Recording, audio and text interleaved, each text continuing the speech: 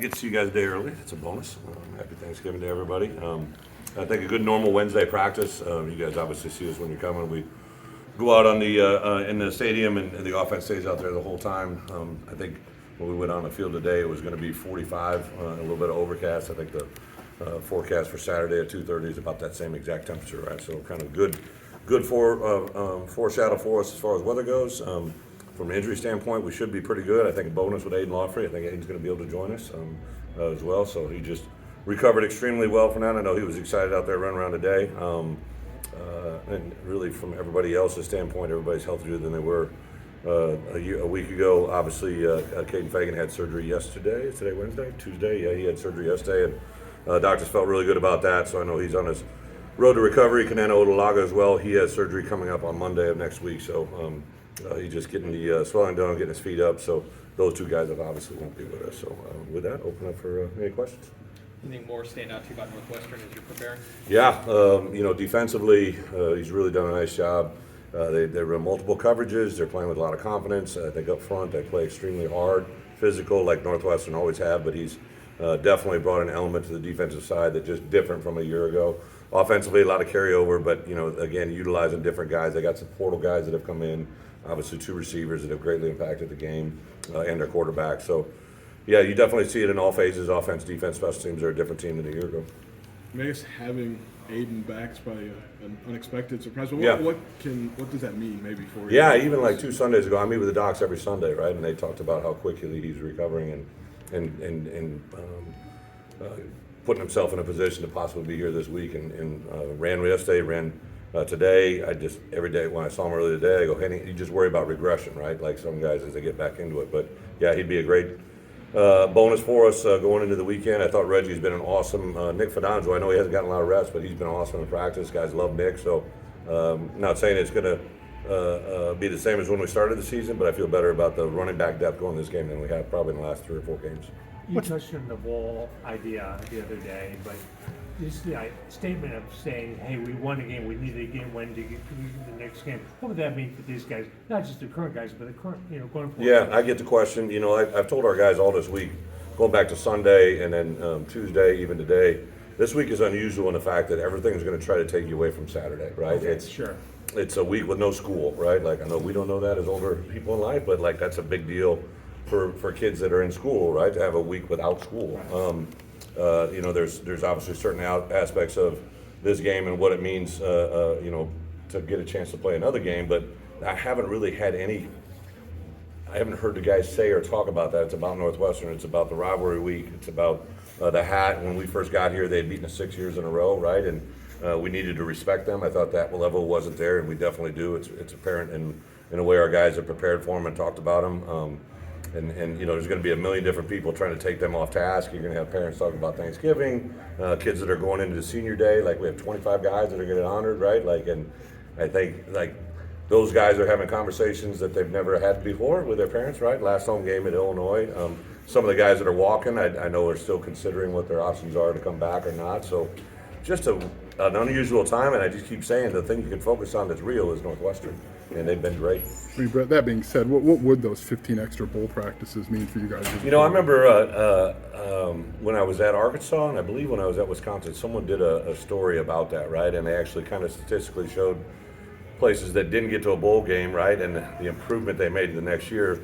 But I think just the 15 practices with some of our Devo guys, that's the key. And just staying involved would be awesome, but really the focus we've been on, I really can't say any more than I've really probably pushed my coaches as hard as I pushed them all year about getting ourselves in a prep. And obviously, too, because of Thursday, there's going to be that break in the Thanksgiving mode, and we're going to have a nice meal here with our guys, but we'll have, I believe we got 99 out of 120 are staying here and having dinner with us. The 74 travel roster is mandatory to stay here because we're going to come in pretty early on Friday, but we're trying to make it as game week possible. And then with the secondary, have you seen any common threads that have maybe led to some breaks back there over the last couple of weeks? I mean, is there anything you guys have identified? For our secondary playing on game day?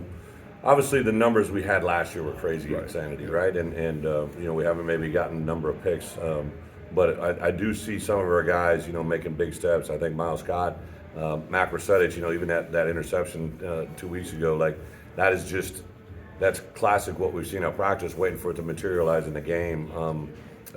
Zach Toby has continued to get better and better. Taz, the last half of the season, has played a lot better than the earlier half. So there's guys that have made steps. Aaron and Antonio, I think, preach and teach and coach pretty hard. So it's not where we want to be, but I thought those guys have gotten better. I am excited about what the future brings that room. What's the level of appreciation for what Keith's given you this last month? Keith Randolph? Just knowing it was his last year and knowing he's not healthy.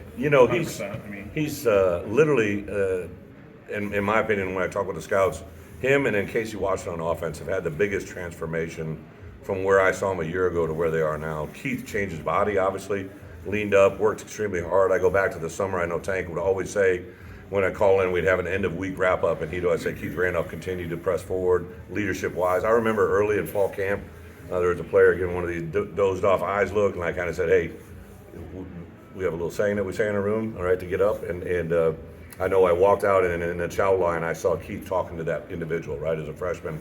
And I just like the intentional leadership that he has one-on-one is pretty unique. Him and Johnny, even though there's a lot of similarities, they're kind of different cats, right, on how they say and approach things. And obviously, Keith's value this year, and I think he's going to be rewarded with the NFL as well, right? Like he's been invited to 2 Senior Bowl games, and he was a guy at the beginning of the year I thought maybe I'd be able to have a chance to talk into seeing him come back, but obviously we had a lot of those conversations during the bye week, right? None of this stuff really surprises us now. We'll have a chance to talk to you about it again, probably with the portal windows opening up here real soon. Are you expecting to be pretty active? There were 442 guys entered. Last night it was at 360. I watched 40 guys last night, right? So I think one of the things that we're going to be able to talk about is the portal guys we've got. Like on defense, Clayton Bush and Nakario Harper had immediate impacts, right? Like Denzel Daxon has played himself into a possible draftable player. Started every game for us at nose. In a weird sense of way, the portal guys that we got, even though there weren't a lot of them, have really affected our program. I look at Isaiah and Zai, and I see those guys as transfer guys. Even though, like to me, this whole JUCO, portal, JUCO guys that are full high school qualifiers, they're kind of all lumped into, you got a transitional player that's only with you a couple of years.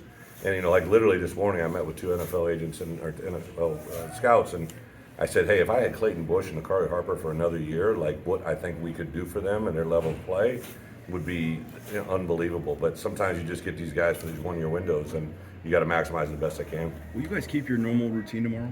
Is everything the same for a normal Yeah. Thursday? So these last 2 days we've actually pushed it back, right? I try to eat up their day as best I can, right? So we're up here with the chickens, in the morning, right? Like at 6, we were in 6:30. No reference to chickens, but like 6:30, and then we have our first team meeting at 7. We just pushed everything 2 hours back.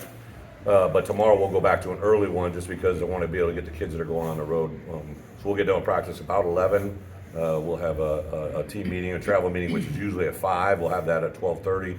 We'll have a blessing and have the Thanksgiving meal, and then those guys will have Thursday night to travel. But the 74 guys that are on the roster, they probably won't travel much because we got to get in here early Friday morning. Just in your experience, is there a tangible way you can kind of account for getting to a bowl game and recruiting and not like when you go out on the road to sell? That's a great question next week. You know what I mean? Like I understand the question, but like, yeah, if you're going to a bowl game, it's a different window, but like it's just. Back to Keith and Johnny. We'll do one more. You didn't recruit them. You kind of gave them the law firm name. What have they meant to you and the program currently and in the future? Well, I think everybody thinks that players always just learn from coaches. I have learned so much through those two, both unique, different individuals, loving up their families, getting around them. Hopefully it's not the last Newton that plays here as well, but like they have brought so much. I'm a defensive lineman by nature, right? So I say this all the time, like both of them have some intangible physical qualities that are really superb, or what's going to get them drafted high. But the way they see the game and the way they learn it and the way JMO has taught them, like you hear Keith and Johnny both say it, both those guys I think a year ago probably could have gone to a lot more NIL opportunity, right? And they stayed with us because I think they knew where we had got them and where we can take them. And I think they're both going to be duly rewarded because of it, but also Illinois has been rewarded because of it. Those are two high-level people in football uniforms. Their decision to make this their last game, not a surprise, but was it a foregone conclusion or was it still a process during the season for them? You know, again, I have these conversations way back during the bye week before the season. I don't think all the decisions have been made. I know Johnny said, Johnny just speaks the truth, right? Johnny's just going to be Johnny. Keith, I think we're having a lot of conversations, next week after we find out where we are Saturday.